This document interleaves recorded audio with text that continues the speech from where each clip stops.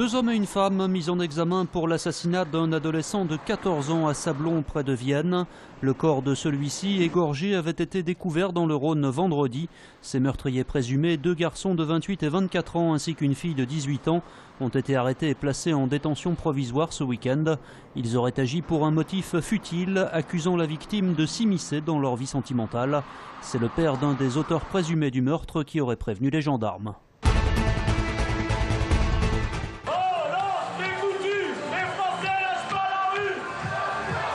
Le vote de la loi il y a une dizaine de jours n'a en rien entamé la détermination des opposants au mariage pour tous. Hier, ils étaient encore entre 10 et 20 000 dans les rues de Lyon. Le Conseil constitutionnel n'a pas donné son avis sur ce texte de loi et on espère bien qu'il apportera des réserves. Donc pour nous, la loi n'est pas encore promulguée. Faire reculer le gouvernement, les anti-mariages gays y croient donc encore, et même en cas de promulgation, certains élus de l'opposition l'ont réaffirmé, ils ne célébreront pas ces unions au risque de se mettre hors la loi. J'ai pris position il n'y a pas très longtemps donc pour dire que non seulement je ne les ferai pas, mais dans mon entourage, j'ai pas grand monde, j'ai même personne qui s'est déclaré donc pour les faire. Quelles qu'en soient les conséquences, je ne les ferai pas. Je ne reviendrai pas sur ma décision. Côté manif, l'ambiance se voulait festive hier, histoire de faire oublier les débordements de certains groupuscules extrémistes lors des derniers rassemblements.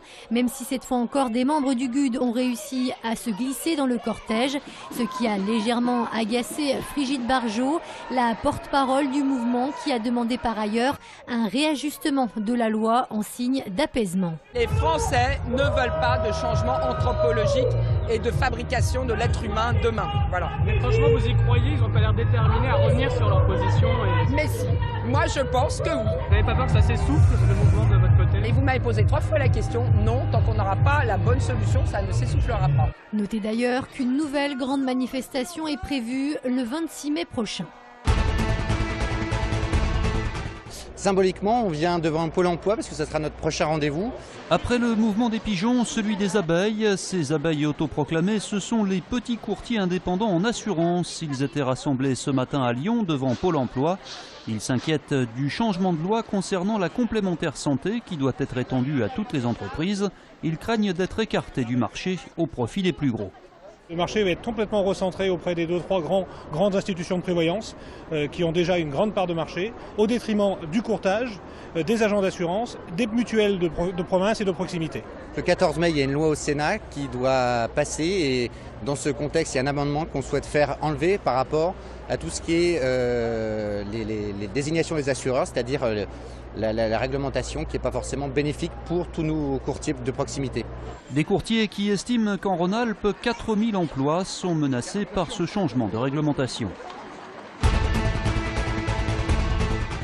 En s'imposant 3-0 hier à Nancy, l'Olympique lyonnais conforte sa 3e place de Ligue 1, synonyme de barrage pour la prochaine Ligue des Champions. Et plus qu'une victoire, les Lyonnais ont retrouvé du jeu et de la confiance à l'image de Yoann Gourcuff ou de Bafé Gomis, auteur d'un doublé. Et ça tombe bien puisque dimanche prochain, l'OL reçoit le PSG, leader à qui on promet le titre depuis des semaines, mais qui officiellement n'est toujours pas champion. Les Lyonnais auront donc l'occasion de gâcher la fête parisienne. Le Loup Rugby aurait pu écrire cette année une des plus belles pages de son histoire, mais voilà, le conte de fées a rapidement viré au cauchemar. Les Lyonnais terminent la saison sur une 14e défaite à Carcassonne, à des années-lumière du top 14. Retour sur un flop, pas vraiment programmé. Avril 2012, le club enregistre la signature de la seule star du rugby français, Sébastien Chabal, qui en plus arrive avec des ambitions plein la barbe. L'objectif est clair et net, le titre de Pro D2. De toute façon, c'est difficile de faire croire le contraire, avec la volonté de garder 90% de l'effectif, le recrutement qui a été effectué. On se dit alors que pour le plus gros budget de Pro D2, cette remontée en top 14 ne devrait être qu'une formalité. Mais dans le rugby, comme dans le sport en général, rien n'est jamais vraiment écrit d'avance. Et si sur le papier cette équipe a de la gueule, sur le terrain, rien ne se passe vraiment comme prévu. Pour retrouver une ligne directrice après des mauvais résultats, alors qu'on s'est projeté sur une saison en haut de l'affiche tout au long de la saison, c'est pas facile. Indiscipline, blessure, méforme de certains cadres, le soi-disant ogre lyonnais se fait voler la vedette par le petit poucet Oyonnax. Le président Yvan Pathé quittera même ses fonctions au milieu d'une saison ratée. La mayonnaise n'a pas pris. Et après, les entraîneurs aussi ont leur part un peu de responsabilité. Le fait de changer, ça permet de repartir à zéro. Le changement se nomme Tim Lane et Olivier Azam, nouveau duo d'entraîneurs. À eux d'écrire le prochain chapitre du Loup, avec cette fois peut-être un happy end.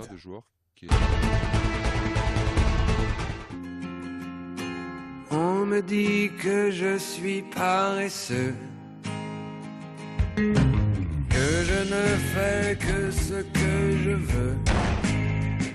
20 ans ont passé depuis le bal des oiseaux et Thomas Fersen, auteur-compositeur décalé, continue de tracer sa voie dans la chanson française.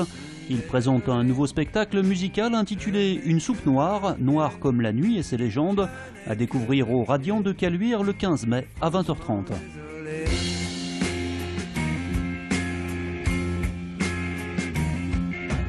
La vaisselle envahit l'évier et le linge déborde du panier.